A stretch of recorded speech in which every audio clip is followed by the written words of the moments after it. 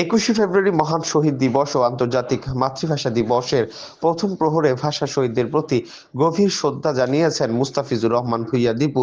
শনিবার রাত 12:01 রূপগঞ্জ উপজেলা কেন্দ্রীয় শহীদ মিনারে পুষ্পস্তবক অর্পণ করেন তিনি।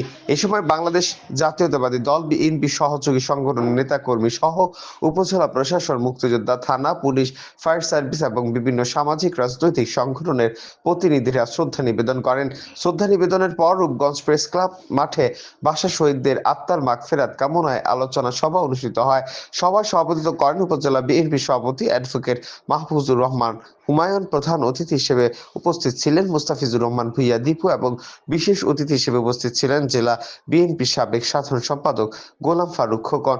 আলোচনা শেষে শোক শোভাযাত্রা পুনরায় শহীদ মিনারে গিয়ে পুষ্পস্তবক অর্পণ করে। অনুষ্ঠানে বক্তব্যে মুস্তাফিজুর রহমান ভূঁইয়া দীপু ভাষা আন্দোলনের শহীদদের প্রতি বিনম্র শ্রদ্ধা জানান। আসলে বাংলা আন্দোলনে দেখিয়ে দিয়েছে মানুষের অধিকারের জন্য মানুষ কিভাবে করে লড়তে হয়।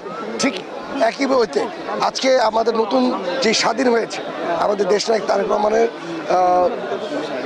অধীনে আমি বলবো ওনার অধীনে আজকে এই দেশটা যখন স্বাধীন হয়েছে এটাও একই রকম অনুভূতি আমরা পাচ্ছি। কারণ 17 বছর পরে আমরা মুক্তভাবে আজকে এখানে যারা যারা আন্দোলনে যারা শহীদ হয়েছে তাদের শ্রদ্ধা জানাতে পারলাম। এবার বাংলাদেশের প্রতিটি নাগরিক আজকে তাদের মনের ইচ্ছায় এইভাবে করে তারা শ্রদ্ধাটা জানাতে পারছে। দৈনিক আজকের বাংলা .net